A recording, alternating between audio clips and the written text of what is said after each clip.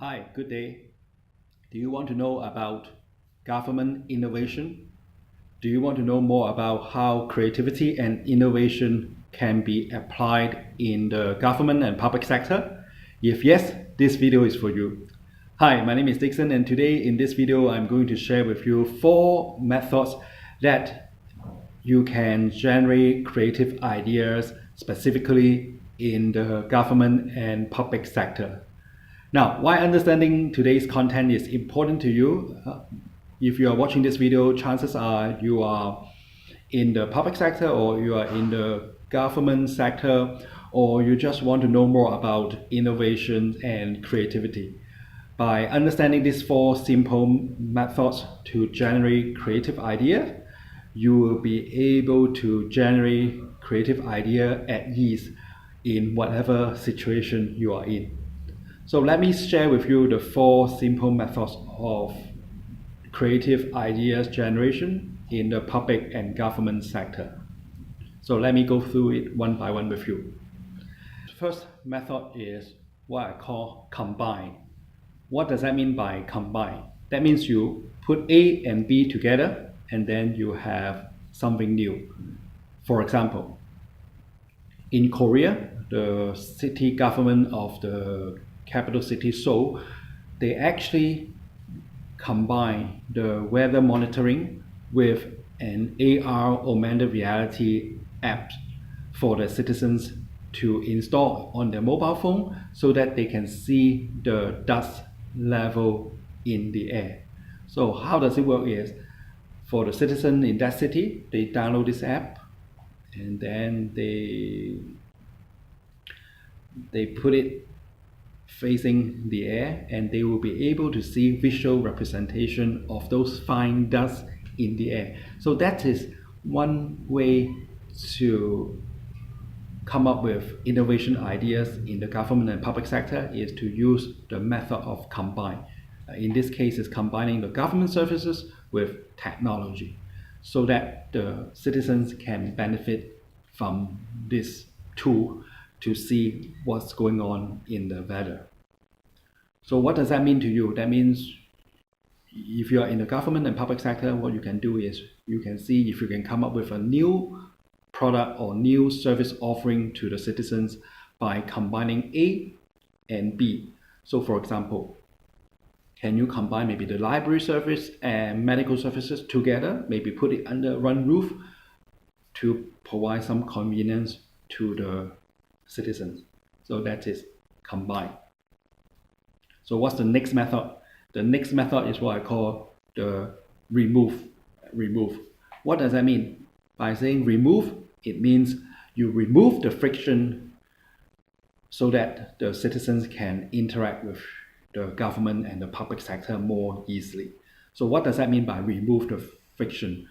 By saying removing the friction, that means you remove probably the duplication, those unnecessary process. You remove the rounds of approval required. You remove those unnecessary paperwork, and so on and so forth. Let me give you an example.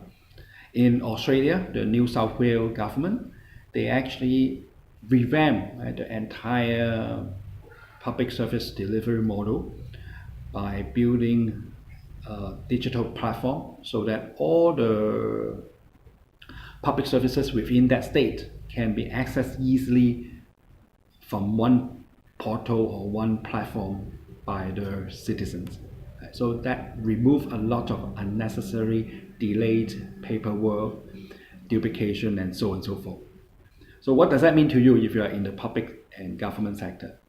That means you need to think about innovation opportunity in terms of how you can remove the friction between the government and the citizen. Can you make the process more efficient? Can you remove those unnecessary steps? Can you remove those unnecessary paperwork so that you can directly work with the citizens faster, easier? So that's the second method. So what's the third method? The third method is what I call multiply.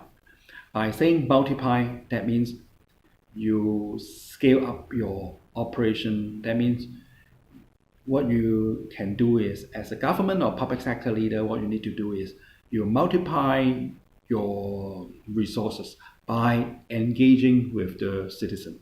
You multiply your effort and resources by engaging the citizen. For example, in Indonesia, the government actually team up with the citizen crowdsourcing with the weather and disaster forecasting. So what does that mean is, in Jakarta, the government in Jakarta actually monitor those disasters like flooding and so on and so forth by using those sensors built near the ocean, the reservoir, and so on and so forth. But at the same time, they also monitor the number of Twitter and social media messages that the citizen generate talking about different disasters like the floods, the earthquake, and so on and so forth. By combining this, the citizens' information as well as the government information, they manage to monitor the flooding and other disaster in a much more effective way. So that is about, you multiply your resources available within the government or public sector by engaging with your citizens, and let your citizens give you some input. So that is about leveraging, about multiplying, about scaling up. So what does that mean to you? That means in your government innovation effort, try to see if you can identify some opportunity to engage your citizens, to engage the people, to provide feedback and input to the government services. So that's the third method. So what's the fourth method? The next method I want to share with you is what we call the divide or personalize. So what does that mean? That means as a government or public sector leader, what you can do is you can try to offer personalized and customized public services to the citizen. So for example, in Peru, the South American country, the education minister, they actually want to motivate the public school teachers to work harder. He want to say thank you to the teachers who is doing a good job in promoting the education reform in that country. So what he has done is he sent a personalized text message to all the teachers across the country. I personally thank them for their contribution to the education reform. So that's an example of the government using personalized method to deliver the message, to deliver the service. So what does that mean to you? If you are a public sector leader or government leader, what you can do is you can identify innovation opportunity in terms of offering personalized, customized services to a cluster of citizens. And another way you can look at it is you can try to see if you can identify innovation opportunity by bringing the public services to the citizens. Maybe you can consider having like something like a mobile office. That means instead of asking the citizens come to your government office to handle certain things, right? Can you send your government staff to the citizens in need of a particular types of public service? So you instead of like getting the citizens to come to you, you go to the citizens. So that's another area you can look at. So to summarize, okay, what are the 4 simple methods that you can generate creative ideas for the public sector and government sector? Number 1 is what I call combine. See if you can come up with something new by combining A and B. So that's the first method. The second method is what I call remove. Try to remove some of the frictions exist in between you and the citizen and make it easier for the citizens to interact with you. And the thirdly is what I call the multiply or scale up. So that, what does that mean? That means you can scale up your government resources by engaging with the citizens. Let the citizens provide input and feedback to you so that you can improve your public sector system. And the fourth one is what I call divide. Divide means you try to offer customized and personalized public services to the citizens.